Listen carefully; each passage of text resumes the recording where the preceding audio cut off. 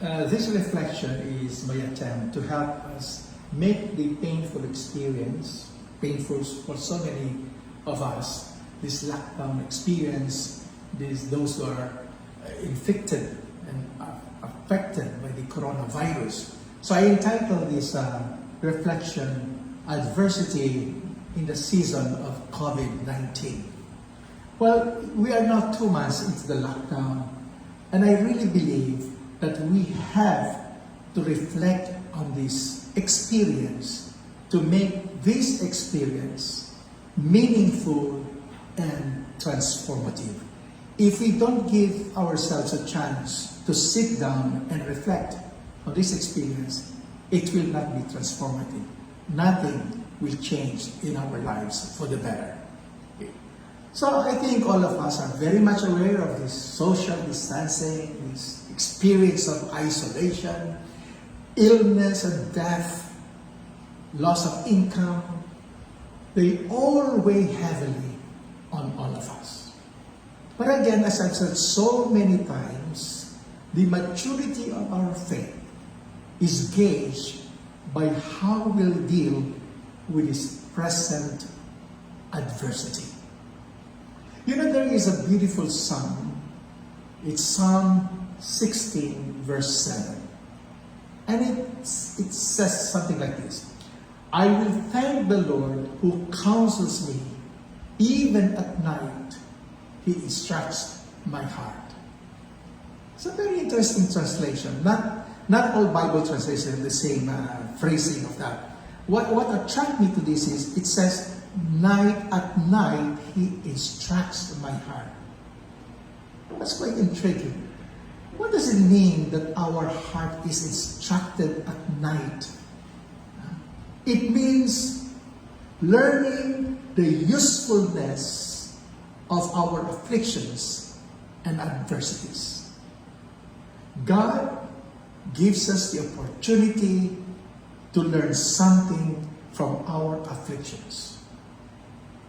So, I'll pose some questions. And I suggest that here for so many years, and I always say, until you're able to articulate what is in your mind and in your heart, you cannot really own it.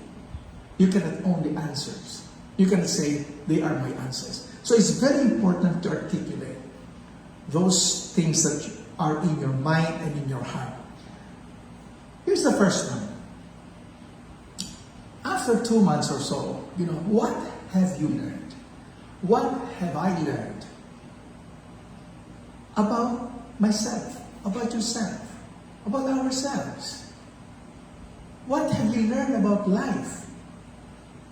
It's a very existential question. About our family, your family, my family. About your concerns. About your priorities in life. About the world. About the environment. About our social responsibilities. Those are very important questions. So I'd like you to pause this video and then reflect and answer. Write your answers down. Okay. Second one is this. In the midst of this dark and distressing situation, what beautiful things did you witness? In yourself, in your family, in others, your neighbors, in the community, and the environment. For me, what strikes me, watching the news and reading the newspaper, I think everybody will say the same thing, We witness heroic selflessness of people we call frontliners. People, and even ordinary people, sharing what they have. I was really struck when this person who was there in line to receive the sack, and he was there standing and waiting for his turn for 4 hours. And finally, he got his chance to receive his 8,000 pesos. The following day, he returned the 8,000 pesos. Why? because he received money from DSWD. So he says he cannot use this money. He can be given to another person because he already received his share. This heroic selflessness. And then, of course, the capacity to carry unbearable sufferings. This is what we witness day after day as we watch the news, as we read the newspaper, as we open our eyes to see what's happening in our neighborhood. But the other striking thing that we discover is the environment. The pollution has gone down. That is amazing. It seems that the whole earth is being rejuvenated, being renewed. And you can hear the birds in our place. You can see the sound you can never heard before. They're coming out. The earth is being revived. After so many years of inflicting destructive things on the earth, now we're giving them a chance to be renewed and to be revived. So in all these things that we have experienced, I want to pose 3 discerning and prayerful questions. Again, I want you to pause the video and answer these questions. The first question is, what is the opportunity God is offering me here in this experience? The second one is, what is God challenging me or inviting me to in this experience? And the third, what gift God is trying to give me in this experience? I always say, until you have given answers to these 3 questions, you will not understand the response of God to our prayers. Because the response of God, the answer of God to our prayers, are contained in these 3 questions. Let me look at another text. This time in the Gospel of John. You're familiar with this. When John talks about the pruning of the branches, when he says, I am the vine, you are the branches, and all these things. And somewhere along the line says, if you don't stay joined to me, you will be thrown away. You will be like dry branches that are gathered up and burnt in a fire. What does this say to us in this experience of coronavirus? Suffering is nature's way of improving us as human beings. Our humanity comes out, making us stronger, making us blossom, and our good works brighter, making our blossoms and our good works brighter. In other words, suffering makes us more mature, makes us more humane, more aware of who we are. We discover a lot of things about ourselves we did not know before, and how we are to reshape our future. I think that's very important. How are we going to live after this experience? It cannot be going back to the usual way. Something has to change. We have to be better human beings. And that is what I mean by spirituality. Spirituality is this. Ask yourselves, again, you pause this video, what are you struggling with now, right now? Of course, I think that's an easy question to answer. Once you give an answer to that, you will realize that that is the area where you are most engaged with God. That is the area in your life you are most engaged in God. Because our core struggle is the place where we and God are most vitally engaged. God is so present in that area of our life, in that area of struggle. So identify that area in your life. What are you struggling now? And that's where God is present. If you think that way, then you'll be able to understand that spirituality is always happening. Because God is always engaged in that area of our life. God is engaged especially in the areas of our lives where are most challenged at any given time. That is spirituality. So again, another thing that I'd like to ask is, for example, what are you praying about at this time? Pause and give an answer to that. In other words, listen to your prayers. Listen to your prayers. We are supposed to be the first hearers of our prayer. Where is God in this situation? First, God is at our side, grieving with us as anyone who loves us. Grieving with us. He's there. He's not far. He's right there. And that brings us to a beautiful story in the book of Exodus, when finally Yahweh revealed himself to Moses. And he said these beautiful words, I have seen the humiliation of my people.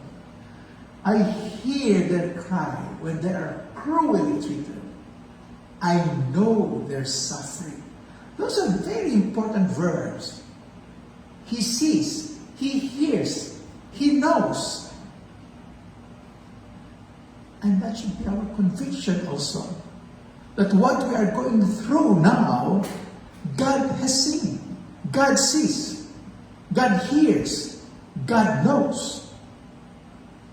Second, God does not send us pain and suffering, but works with us in them for good.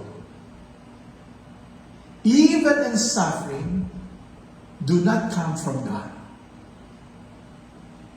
But here is something very important. Something good will always come out of the bleakest situation. We cannot come out of this experience. We cannot come out of this painful experience and not be transformed. We have to come out of this situation transformed, renewed, better people, more compassionate, more loving, and more forgiving. Why? Because pain opens deep recesses inside our being and makes us aware that without pain, nothing new can ever be born. See, every mother knows this. You cannot give birth to a beautiful baby without going through pain. Tolstoy says, the way to happiness is often through pain.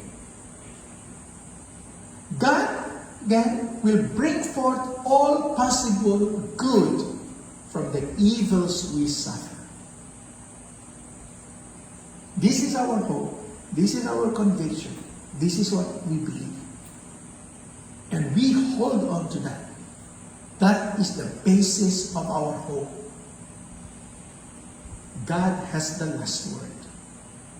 Life and not death has the last word. Blessing, not curse, has the last word. The third, God is calling us, all of us, to change the conditions that produce these evils. So, again, I ask this question, and again, pause this video. What changes should we make in our life? How do you envision the future? How do you envision your life after this experience? Because life cannot be the same after the season of COVID-19. It cannot be. So choose life as usual, or you want a better life. Well, the question is, again, answer this question. What would be a better life for you? How do you understand a better life? For you, concretely. How do you envision your life after this experience? Let me conclude with David Brooks' words that he published in the New York Times last March 26, 2020. This is a bridge form. It's longer than this, but it's so beautiful. He says, the only thing that matters these days is survival. Without the inspiration of a higher meaning, selfishness takes over. Wow. Without the inspiration of a higher meaning, selfishness takes over. We look back on this as one of the most meaningful periods of our lives. Viktor Frankl, writing from the madness of the Holocaust, reminded us that we don't get to choose our difficulties, but we do have the freedom to select our responses. Meaning, he argued, comes from three things. Three things. The work we offer in the times of crisis, the love we give, and our ability to display courage in the face of suffering. Those three things we have witnessed in so many people. Especially those people we call frontliners. The menace may be subhuman or superhuman, but all have the option of asserting our own dignity even to the end. And then he says, I'd add one other source of meaning. It's the story we tell about this moment. The plague today is an invisible monster, but it gives birth to a better world. Something good will always come out of it. This particular plague hits us at exactly the spots where we are weakest and exposes exactly those ills we had lazily come to tolerate. Our division and discrimination. The plague makes us aware of the distance we have created from one another. We define ourselves too much by our careers, and the plague threatens to sweep them away. We are morally inarticulate. We are morally inarticulate culture. And now the fundamental moral questions apply. In this way, the plague demands that we address our problems in ways we weren't forced to. Already, there is a shift of values coming to the world. We're forced to be intentional about keeping up our human connections. Relationships get forged tighter by the pressure of mutual dread. Everybody hungers for tighter bonds and deeper care. There's a new introspection coming into the world as well. Everybody I talk to these days seem eager to have deeper conversation and ask more fundamental questions. Are you ready to die? If your lungs filled up with fluid a week from Tuesday, would you be content with the life you've lived? What would you do if a loved one died? Do you know where your most trusted spiritual and relational resources lie? What role do you play in this crisis? What is the specific way you are situated to serve? We are all assigned the task of confronting our own fear. But gradually, you discover that you have the resources to cope as you fight the fear with conversation and direct action. A stronger self emerges out of the death throes of the anxiety. Suffering can be redemptive. We learn more about ourselves in these hard periods.